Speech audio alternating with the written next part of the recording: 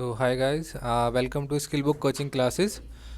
आज का हमारा है करंट अफेयर डेली एनालिसिस, जो कि है 26 दिसंबर 2021 का। ठीक है, जैसे कि आपको पता है कि हम डेली करंट अफेयर एनालिसिस करते हैं, जो कि स्टेट लेवल के जो एग्ज़ाम्स हैं उनसे रिलेटेड होते हैं। Point two point current affair हम पढ़ते हैं। ठीक है, कुछ जो इंपॉर्टेंट करंट अफेयर होते हैं उनके बारे में थोड़ा इलेबरेट करके पढ़ लेते हैं। ठीक है, तो चलते हैं पहली न्यूज़ पे। देखिए, पहली न्यूज़ जो है वो आपकी है ई श्रम पोर्टल से रिलेटेड। ठीक है, ई श्रम पोर्टल से रिलेटेड है, जो हमारे लेबर एंड एम्प्लॉयमेंट मिनिस्टर हैं भूपेंद्र यादव। जो हमारे लेबर एंड एम्प्लॉयमेंट मिनिस्टर हैं भूपेंद्र यादव, उन्होंने ट्वीट करके ये बोला था कि 14 करोड़ वर्कर्स, ठीक है, 14 करोड़ अनऑर्गेनाइज जो वर्कर्स हैं, उन्होंने 4 मंथ में ई श्रम पोर्टल पे रजिस्टर किया है। ठीक है, 4 मंथ में ई श्रम पोर्टल पर रजिस्टर किया है। ठीक है, अभी ई श्रम पोर्टल क्या है पहले समझ लेते हैं, पर उससे पहले समझते हैं कि अनऑर्गेनाइज वर्कर क्या होते हैं। ठीक है, देखो, अनऑर्गेनाइज वर्कर वो होते हैं जो बेसिकली ऐसी तरह की जॉब करते हैं जिनमें जो है रेगुलर पे मिले ना मिले। ठीक है, और जैसे कि एक्स्ट्रा बेनिफिट मिले ना मिले, मेडिकल बेनिफिट मिले ना मिले, और उसके बाद जैसे कि उनको कभी भी नौकरी से निकाला जा सकता है। ठीक है, तो इस तरह के वर्क में जो इन्वॉल्व होते हैं वर्कर्स, ठीक है, उनको कहा जाता है अनऑर्गेनाइज वर्कर। जैसे कि आप जानते हैं स्ट्रीट वेंडर है, ठीक है, रेडी लगाने वाला कोई इंसान है, ठीक है, तो उसको कोई एक्स्ट्रा बेनिफिट तो मिलना नहीं है। ठीक है, कस्टमर आए तो उनका बिजनेस चल जाना है, डेली इनकम हो या ना हो ये भी ज़रूरी नहीं है। ठीक है, तो ऐसे ही आपके जैसे कि एग्रीकल्चर वर्कर होते हैं। ठीक है, एग्रीकल्चर वर्कर जो आपके खेती बाड़ी में काम करते हैं। ठीक है, कहीं ऐसे भी होते हैं जिनके खुद के खेत नहीं होते, वो दूसरों के खेतों में काम करते हैं। ठीक है, तो उनको पे मिले ना मिले, उनको अगर सपोज़ करो कि काम नहीं है तो उनको बोल दिया जाए कि भाई आज आपके पास काम आज हमारे पास काम नहीं है, तो हम आपको नहीं रख सकते। ठीक है, तो ये भी कोई फिक्स नहीं है कि उन्हें काम मिलेगा या नहीं मिलेगा। आंगनवाड़ी के वर्कर हो गए, ठीक है, स्ट्रीट वेंडर हो गए, डोमेस्टिक वर्कर जो घरों में काम करने वाले होते हैं। ठीक है, तो इस तरह के वर्कर्स जो होते हैं इनको कहा जाता है अनऑर्गेनाइज वर्कर। ठीक है, तो बेसिकली जो है ये एक मुहिम है कि नेशनल डाटाबेस तैयार करना है, किसका? अनऑर्गेनाइज वर्कर का, national database for unorganise worker. ठीक है, ऑर्गेनाइज वर्कर जो है उनका तो पहले से डाटाबेस सरकार के पास है। वो डाटाबेस जो है वो किसके अंडर है? ईपीएफओ के अंडर है। ठीक है, employment provident fund organisation, employ provident fund organisation. ठीक है, ईपीएफओ के अंडर है, किसका? ऑर्गेनाइज जो सेक्टर है, ऑर्गेनाइज जो वर्कर है, उनका डाटा तो इसके अंडर है, पर अनऑर्गेनाइज वर्कर का डाटा आज तक सरकार के पास पूरा कंप्लीट नहीं था। ठीक है, अब इसके जो ऑब्जेक्टिव है वो हम आगे पढ़ेंगे कि क्या इसकी ज़रूरत पड़ी है अभी। ठीक है, अच्छा, मेन इंपॉर्टेंट कि ये जो द ई श्रम पोर्टल है ये कब लॉन्च हुआ था? 26 अगस्त को ये लॉन्च हुआ था। ठीक है, ये आपको याद रखना है, मेन इंपॉर्टेंट। ठीक है, और ये लॉन्च किसके द्वारा किया गया था? ये लॉन्च किया गया है ministry of labour and employment के द्वारा। ठीक है, ministry of labour and employment के द्वारा। ठीक है, आपको पता है कि कितने तकरीबन जो है अनऑर्गेनाइज वर्कर हैं, वो है 38 करोड़। ठीक है, जो 38 करोड़ जो है अनऑर्गेनाइज वर्कर है उनके लिए नेशनल डाटाबेस बनाना है। ठीक है, जैसे कि कंस्ट्रक्शन लेबर हो गए, माइग्रेंट वर्कफोर्स हो गई जो दूसरे शहरों से आते हैं। ठीक है, डोमेस्टिक वर्कर, स्ट्रीट वेंडर। ठीक है, ये सब। इसके बाद ऑब्जेक्टिव पढ़ते हैं ई श्रम पोर्टल के क्या है। देखिए, पहला ऑब्जेक्टिव क्या है? Centralise database of all organise worker, unorganise worker. ठीक है, सॉरी, सेंट्रलाइज डाटाबेस। ठीक है, जैसे कि मैंने आपको बताया कि सरकार को क्या है, एक सेंट्रलाइज डाटाबेस बनाना है। ठीक है, एक डाटाबेस ऐसा होना चाहिए कि जहाँ पे ये प्रॉपर हमें अनुमान रहे, सरकार को प्रॉपर अनुमान रहे कि भाई इतना जो है हमारे देश में एक अनऑर्गेनाइज वर्कर हैं। ठीक है, इतनी जो है जनसंख्या हमारी देश में अनऑर्गेनाइज वर्कर्स की है।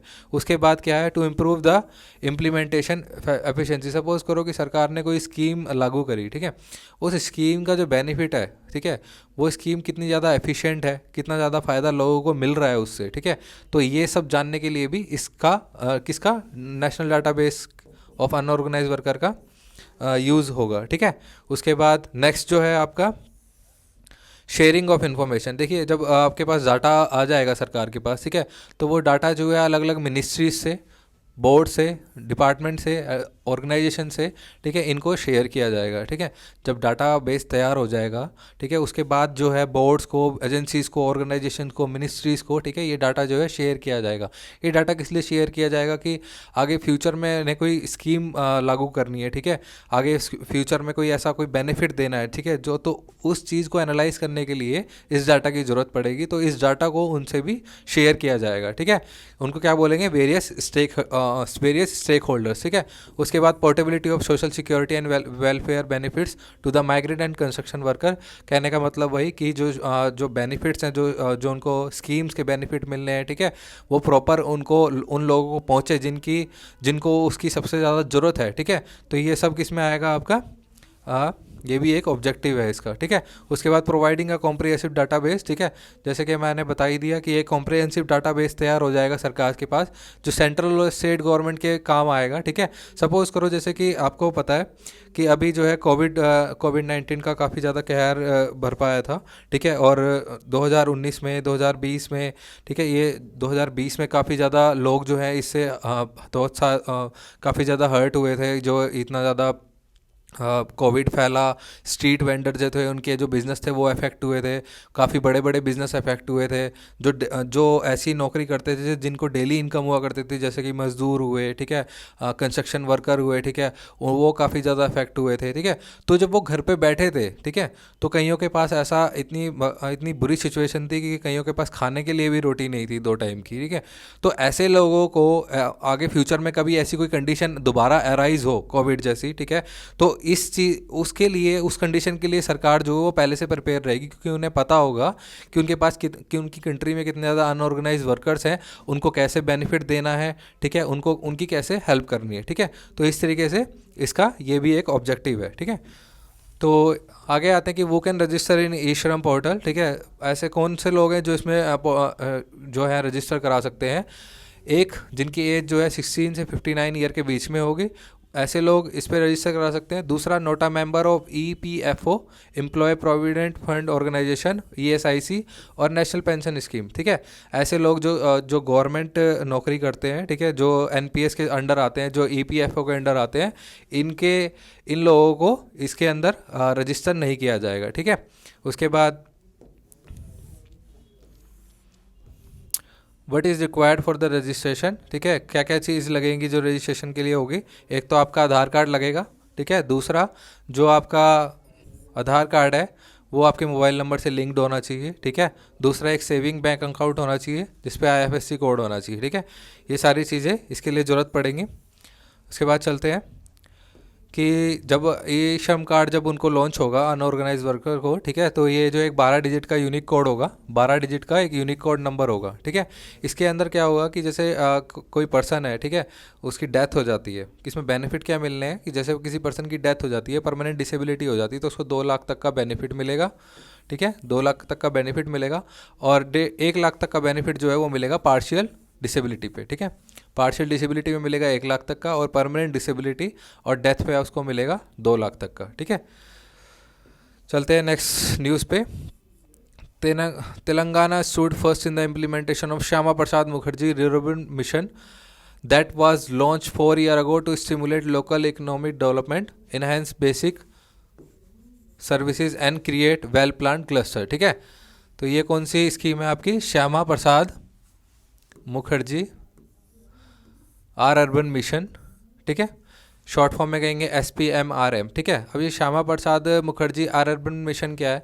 देखो, कई जो गांव हैं, जैसे कि रूरल एरियाज़ हैं, ठीक है, उनमें उनको उनमें टेक्नोलॉजिकल उनको एडवांस करना, ठीक है, उनको शहरों की जो एमिनिटीज़ हैं उनको वो प्रोवाइड कराना, ठीक है, ताकि वो जो है मेन स्ट्रीम में आ सके। ठीक है, देश की डेवलपमेंट का एक हिस्सा बन सके। ठीक है, देश की डेवलपमेंट में एक बहुत बड़ा योगदान प्रदान कर सके। ठीक है, तो इस तरह की एमिनिटीज़ रूरल एरियाज़ में प्रोवाइड कराना, सो दैट कि वो मेन स्ट्रीम में आ सके और देश की डेवलपमेंट में काफ़ी ज़्यादा कंट्रीब्यूट कर सके। सके, ठीक है। तो ऐसे जो रूरल एरियाज़ हैं, ऐसे कई रूरल एरियाज़ हैं जिनमें देखने को मिला है कि वो काफ़ी ज़्यादा टेक्नोलॉजी से मतलब काफ़ी ज़्यादा जो अर्बन एमिनिटीज़ हैं, ठीक है, उनकी तरफ अग्रसर हो रहे हैं, ठीक है। तो ऐसे इन इन ऐसे डिस्ट्रिक्ट्स को एक क्लस्टर बना के, ठीक है, उनमें कुछ बिजनेसेस चालू कराना, ठीक है, उनको टेक्नोलॉजिकल एडवांस बनाना, ठीक है। तो इस स्कीम का ये काम है, ठीक है। ये आपको याद रखना है कि कुछ जो क्लस्टर है संगारेड्डी एंड कम्मारेड्डी, ठीक है, ये जो डिस्ट्रिक्ट है ये फर्स्ट पोजीशन पे शुड हुए थे, ठीक है। इस फर्स्ट पोजीशन आई थी इनके कितने क्लस्टर में, 300 क्लस्टर्स में आई थी, ठीक है। तमिलनाडु और गुजरात, ठीक है, तमिलनाडु की पोजीशन सेकंड रही है और गुजरात की थर्ड रही है, ठीक है। किसमें, ये श्यामा प्रसाद मुखर्जी जो स्कीम है, ठीक है, इसको इम्प्लीमेंट करने में, ठीक है, और कितने लोगों ने इसका बेनिफिट उठाया, कितने लोगों को इसका फ़ायदा मिला है, ठीक है। तो इस चीज़ के लिए, ठीक है, अब पढ़ते हैं कि इसके बारे में थोड़ा सा पढ़ लेते हैं, डिस्कस करते हैं कि ये स्कीम है क्या एक्चुअल में, ठीक है। इसकी जो 4th एनिवर्सरी है ये कब ऑब्जर्व करी गई थी, 21 फरवरी 2020 में ऑब्जर्व करी गई थी, ठीक है। बेसिकली ये जो स्कीम है ये किसके द्वारा लॉन्च करी गई है, मिनिस्ट्री ऑफ रूरल डेवलपमेंट, ठीक है। कब करी गई थी, 2016 में लॉन्च करी गई थी। समझ में आ गया, किस लिए, to deliver integrated project based infrastructure in rural areas, ठीक है। ऐसे इंफ्रास्ट्रक्चर प्रोवाइड कराना जिससे जो आपका स्किल डेवलपमेंट है, ठीक है, जो रूरल एरियाज़ की जो इकोनॉमिक एक्टिविटीज़ है, ठीक है, उनमें काफ़ी ज़्यादा डेवलपमेंट देखने को मिले, ठीक है।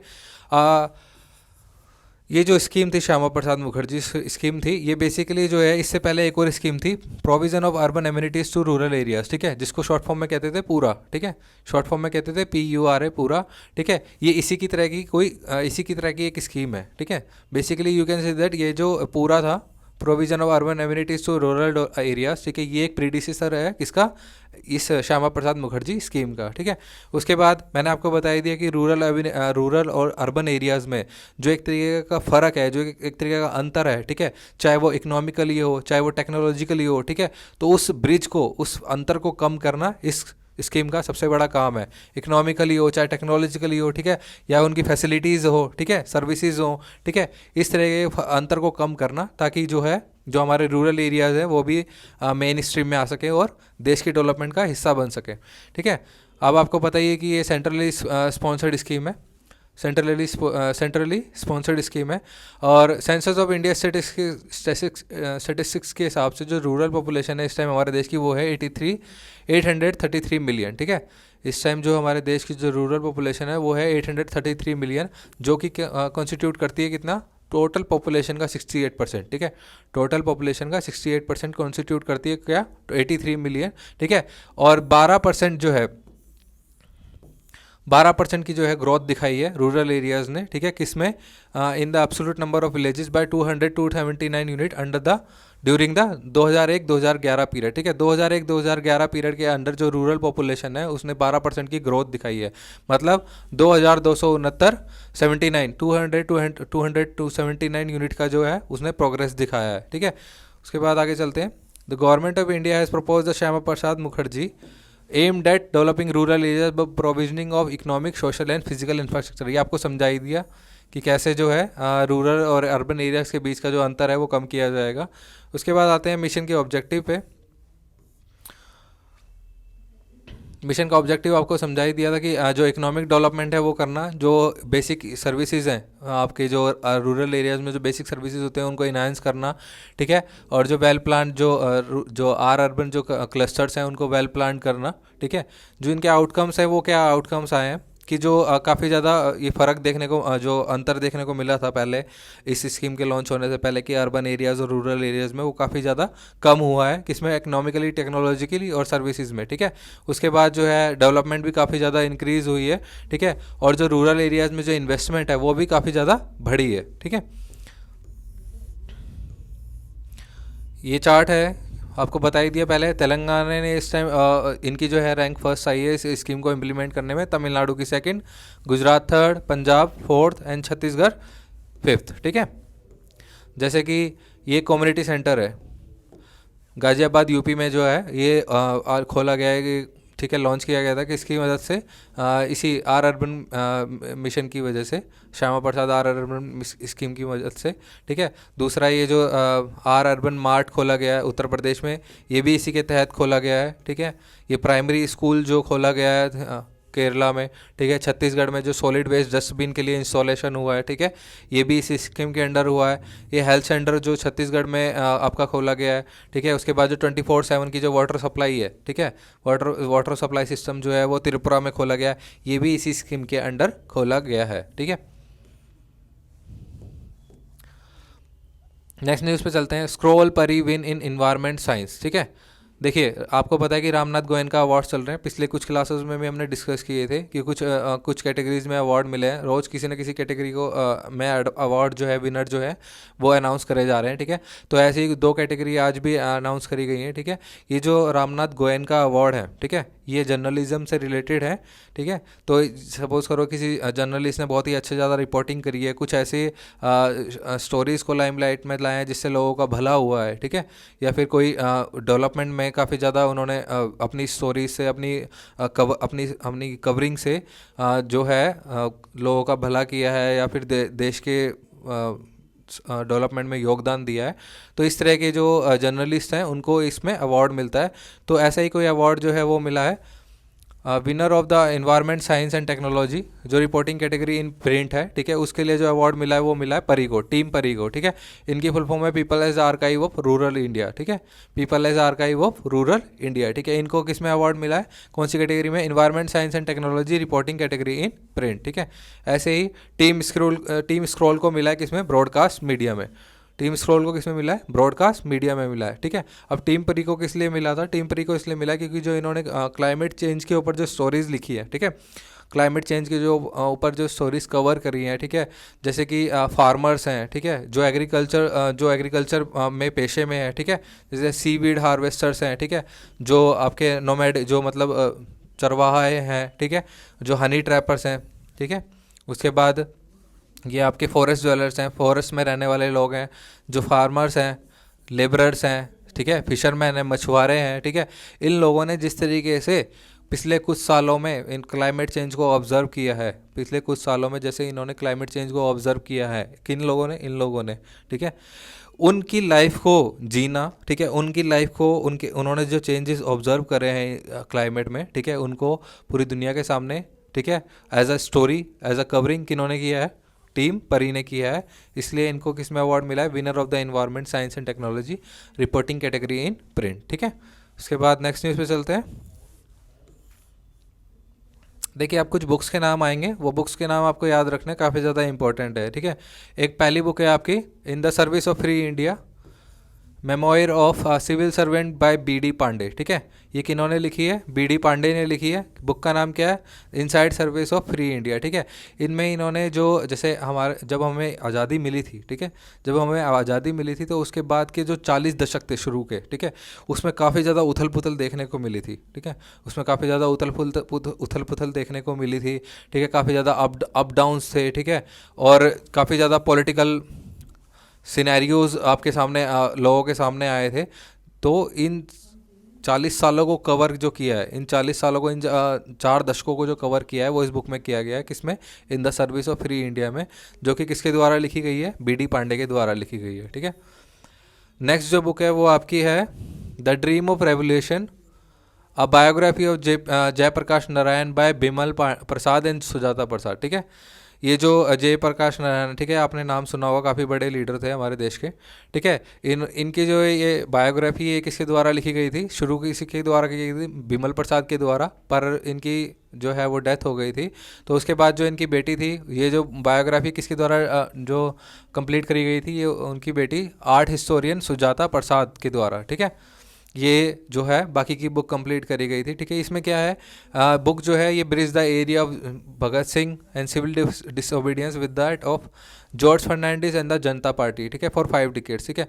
इसमें क्या है कि जैसे भगत सिंह के एरा से लेकर, ठीक है, भगत सिंह के एरा से लेकर सिविल डिसोबीडियंस मूवमेंट तक, ठीक है, जो भी आपके उथल पुथल हुई है, पॉलिटिकल सिनेरियोज जो हुए थे, ठीक है, वहाँ पे जो भी कुछ घटा था उस टाइम पे, ठीक है, उसके बारे में ये बुक है।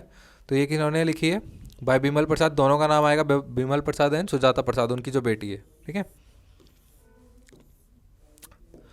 3rd नंबर पे जो बुक है वो है rebels against the Raj by Ramachandra Guha, ठीक है। Rebels against the Raj by Ramachandra Guha, ठीक है। ये रिबेल्स अगेंस्ट द बुक का नाम है, ठीक है। और ये राइटर है इनके कौन, रामचंद्र गुहा, ठीक है। इसमें स्टोरी कितनी है, इसमें सात सात लोगों की स्टोरी है, सात फॉरेनर्स की स्टोरी है, ठीक है। सात फॉरेनर्स की स्टोरी है। ये सात फॉरेनर्स जिन्होंने इंडिपेंडेंस, जो इन्होंने जो है आज़ादी की लड़ाई में भाग लिया, ठीक है। Either as a disciple of the Mahatma Gandhi और इन द अपोजिशन, ठीक है। या तो महात्मा गांधी के मतलब एज अ डिसिप्लिन उनके साथ, उनके चेले बन के, उनके सपोर्टर बन के, ठीक है, एज अ पार्टिसिपेट किया, ठीक है, आज़ादी की लड़ाई में, या फिर उनके अपोजिशन में रह के उन्होंने जो है लड़ाई किया था। इसमें क्या है, चार लोगों और तीन औरतों की कहानी है, ठीक है, और एक आयरिश, ठीक है। ये जो है ये सात लोग थे, ठीक है, इनके बारे में ये कहानी लिखी गई है। नेक्स्ट बुक है हमारी the immortal king Rao, the immortal king Rao, ठीक है। ये किसके द्वारा लिखी गई है, मोहिनी वारा के द्वारा लिखी गई है, मोहिनी वारा के द्वारा लिखी गई है। ये किसके बारे में है, किंग राव के बारे में है, ठीक है। किंग राव के बारे में है, जो कि एक दलित आदमी थे, ठीक है, जो दलित आदमी थे, जिन्होंने ये रियलाइज़ करा कि उनके पास एक टेक्नोलॉजिकल मतलब एक टेक्नोलॉजिकल एक विजन है, ठीक है। मतलब वो काफ़ी ज़्यादा मतलब टेक्नोलॉजिकली एडवांस हैं, ठीक है, उसमें काफ़ी ज़्यादा वर्क कर सकते हैं, ठीक है। और उनकी डॉटर, ठीक है, एथना, ठीक है, इन दोनों ने जो है क्या किया, explores the arc between an agrarian past to the techno corporate totalitarian, ठीक है। इन्होंने क्या था कि अपने अग्रेरियन पास से, ठीक है, ये बेसिकली बुक क्या है, ये बुक जो है वो दर्शाती है कि कैसे जो एक दलित मैन है और उनकी बेटी ने अपने अग्रेरियन पास से अपने आप को कैसे वो डिस्टेंस कवर किया, कहाँ तक का, टेक्नो कॉर्पोरेट टोटलिटेरियन का, ठीक है। तो ये इसके बारे में कहानी है। कौन है ये, किंग राव है, ठीक है। किन्होंने लिखी है, मोहिनी वारा ने लिखी है, ठीक है। नेक्स्ट बुक है commissioner for lost causes, Arun Shourie, ठीक है। किन्होंने लिखी है, अरुण शौर्य ने लिखी है। और ये जो पब्लिकेशन हाउस है, ये पब्लिक पेंगुइन रैंडम हाउस, ठीक है, इन्होंने पब्लिश करनी है, ठीक है। ये किन्होंने लिखी है, अरुण शौर्य ने लिखी है। और किसके बारे में है, to recall is encounter with power administrator, ठीक है, जो उस टाइम जर्नलिस्ट थे, सॉरी एक मिनट, जो उस टाइम जर्नलिस्ट थे और फॉर्मर मिनिस्टर थे कम्युनिकेशन एंड इंफॉर्मेशन टेक्नोलॉजी के। देखो जिनके बारे में बुक है, ठीक है, वो है journalist and former minister of communication and farmer information technology, ठीक है, जो अटल बिहारी वाजपेयी की गवर्नमेंट में थे, ठीक है। जिन्होंने जो है उस टाइम पे जो सत्ता में किस तरह के चैलेंजेस आए, ठीक है, किस तरह के जो उस टाइम जो सत्ता में लोग थे उनके उनमें किस तरह के चैलेंजेस आए, किस तरह के जो उन्होंने चैलेंजेस फेस करे मेंबर ऑफ द जुडिशरी से, ठीक है, फोर्थ एस्टेट से, ठीक है। तो इस तरह के जो सामना उनका हुआ है इन लोगों से, उस तरह के ये जो मेमोइड्स हैं ये सारे किस में है, इस बुक में है, ठीक है। नेक्स्ट बुक पे चलते हैं, आपका द लिविंग माउंटेन, ये शायद फिफ्थ है ना, आई थिंक, ठीक है। द लिविंग माउंटेन ये किसके द्वारा लिखी गई है, अमिताभ घोष के द्वारा लिखी गई है, अमिताभ घोष के द्वारा लिखी गई है। इसमें जो है स्टोरी है किसके बारे में, द स्टोरी ऑफ महाबरपत, ठीक है, जो कि एक लिविंग माउंटेन है। इसमें क्या है, जो जैसे कि इसमें आपको पता है कि जब भी कोई इंडस्ट्री सेटअप होती है, ठीक है, कुछ प्लांट सेटअप होते हैं, तो ज़्यादातर क्या है, जैसे ये जो ट्राइबल एरियाज़ होते हैं, ठीक है, जहाँ पे काफ़ी ज़्यादा हरियाली होती है, जैसे कि कुछ आपके माइन सेटअप होने होते हैं, तो ये ज़्यादातर क्या है, ये जो है इन्वायरमेंट को नज़रअंदाज करके, इन्वायरमेंट को आज भी ऐसा होता है कि इन्वायरमेंट को नज़रअंदाज करके जो वहाँ की नेचुरल ब्यूटी है उसको ख़त्म करना, उसको एक्सप्लॉइट करना, उनके रिसोर्सेज को एक्सप्लॉइट करना, ठीक है, बिना ये देखे कि वो फ्यूचर में कितना ज़्यादा नुकसान पहुँचाने वाला है हमें, ठीक है। तो उसके बारे में इस तरीके के कुछ वर्क जो है आपको इस बुक में देखने को मिलेगा, ठीक है। Exploiting natural resources for commercial benefit, जो लोग नेचुरल रिसोर्सेज को एक्सप्लॉइट करते हैं, ठीक है, किसके लिए, अपने कमर्शियल बेनिफिट के लिए, अपनी कंपनीज़ के लिए, ठीक है, इसके बारे में बुक देखने को मिलेगा। सिक्स्थ बुक जो है आपकी वो है the penguin book of modern Indian poet, ठीक है। इसमें बेसिकली क्या है, किसके द्वारा लिखी गई है, जीत थायल, ठीक है, जीत थायल के द्वारा ये लिखी गई है। इसमें बेसिकली क्या है कि कुछ पोएट्स को, जो इंग्लिश पोएट्स हैं इंडिया के हैं, ठीक है, बड़े से लेके जो छोटे पोएट्स हैं, ठीक है, उन सब के बारे में, उनकी जो पोएट्री है उन सब का एक तरीके से कलेक्शन है इस बुक में, ठीक है। नेक्स्ट पे चलते हैं, शायद 6 है, ठीक है। सोली सोराबजी बायोग्राफी, ठीक है, सोली सोराबजी बायोग्राफी किसके द्वारा लिखी गई है, अभिनव चंद्रचूड़, अभिनव चंद्रचूड़ के द्वारा लिखी गई है। देखो ये जो है किसके बारे में है, लाइफ और career of former attorney general of India Soli Saraf ji. ठीक है, ये किसके करियर के और लाइफ के बारे में है, सोली सराफ जी, जो कि हमारे पहले अटॉर्नी जनरल रह चुके हैं। ठीक है, इन्होंने इसमें बुक में क्या है कि कैसे जो है वो जवाहरलाल नेहरू के काफ़ी ज़्यादा क्लोज थे, मतलब कैसे उन्हें उनकी सरकार पसंद आती थी, उनका काम पसंद आता था। ठीक है, और दूसरा उनका भारतीय जनता पार्टी को लेकर क्रिटिसिज्म। ठीक है, जबकि भारतीय जनता पार्टी ने खुद ही उनको एज अपना रिप्रेजेंटेटिव चूज़ कर रखा था। किसके लिए, अपने पार्टी को प्रेजेंट करने के लिए, अपनी अपोजिशन को प्रेजेंट करने के लिए, किसमें, कोर्ट में। ठीक है, उसके बाद भी उनका जो क्रिटिसिज्म है भारतीय जनता पार्टी का और उनका एडमायरेशन फर्स्ट प्राइम मिनिस्टर के लिए। ठीक है, इस तरह की जो कुछ कहानियां हैं वो इस बुक में आपको देखने को मिलेंगी। ठीक है, नेक्स्ट बुक है what's left of the jungle a conservation story. ठीक है, ये किसके द्वारा लिखी गई है, नितिन सेकार। ठीक है, नितिन सेकार के द्वारा लिखी गई है। देखो इसमें जो है स्टोरी किसके बारे में है, एक कैरेक्टर है अक्षु अत्री। ठीक है, जो कि कहाँ पे रहते हैं, वेस्ट बंगाल। ठीक है, कहाँ पे, बक्सा टाइगर रिजर्व। ठीक है, चलो इससे ये भी याद हो गया कि बक्सा टाइगर रिजर्व कहाँ पर है, वेस्ट बंगाल में है। ठीक है, तो इसमें क्या है कि इसमें जो दर्शाया गया है कि कैसे जो जंगल में रहने वाले लोग हैं, जो जंगल के आसपास जो रहने वाले लोग हैं, कैसे उनमें जो वो एलिफेंट्स हैं, ठीक है, कैसे जो आपके जो जानवर हैं, ठीक है, वाइल्ड लाइफ है, उनकी वाइल्ड लाइफ जो है कितनी ज़्यादा अफेक्ट होती है। ठीक है, वो loss their crops and livelihood. ठीक है, to wild elephant rampages every year. ठीक है, किस तरह के जो जंगली जानवर हैं, किस तरह के जो जंगली हाथी हैं, उनसे जो उनकी डेली लाइफ है कैसे अफेक्ट होती है।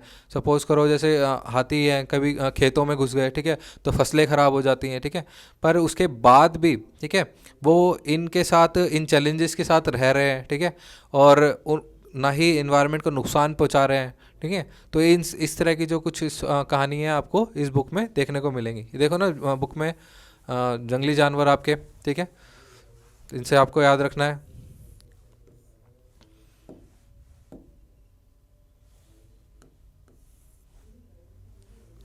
ओके, तो नेक्स्ट बुक है आपकी the birth of a nation, जो जिसकी किसके द्वारा लिखी गई है, जोशी जोसेफ के द्वारा लिखी गई है।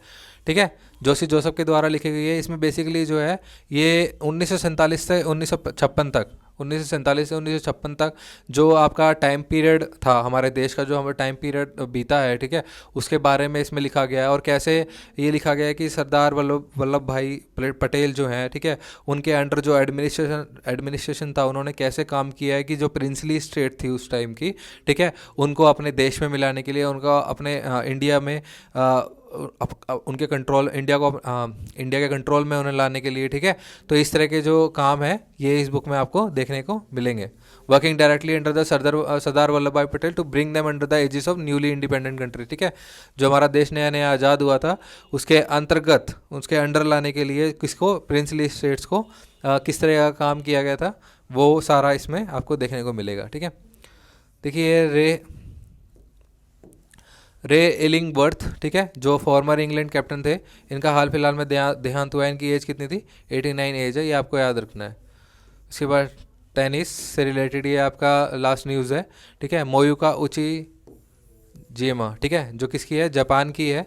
ठीक है, इन्होंने हाल फिलहाल में ITF वुमेन्स टेनिस टूर्नामेंट, जो कि कहाँ पे हुआ था, एट द डेक्कन जिमखाना, ठीक है, सैटरडे को इन्होंने इसमें क्या किया है, किसको हराया है, डायना मार्सिन केविका, ठीक है, इनको हराया है। ठीक है, तो ये आज की आपकी डेली लास्ट न्यूज़ थी। ठीक है, तो आपको याद रखना है कि अपने पहले की जो करंट अफेयर के एनालिसिस है उन वीडियोस को भी देखना है। ठीक है, एक भी वीडियो नहीं छोड़नी है, और जो नेक्स्ट वीडियोस अब आने हैं आगे उनको भी ध्यान से देखना है। ठीक है, आपको सब्सक्राइब भी करना है, लाइक कमेंट व्यूज़ भी करने हैं। ठीक है, हम कैसे इसको इम्प्रूव कर रहे हैं उसके बारे में भी आपको बताना है। ठीक है, कई बार क्या होता है कि हमें नहीं पता होता कि हम पढ़ाते जा रहे हैं, और हमें नहीं पता होता कि हम अच्छा पढ़ा रहे हैं, बुरा पढ़ा रहे हैं। ठीक है, या फिर हमें किस तरह का इम्प्रोवाइज़ करना है उसमें। तो आप जो है कमेंट व्यूज़ लाइक्स हर सब्सक्राइब भी करिए, और stay tune to skill book coaching classes. जय हिंद, थैंक यू।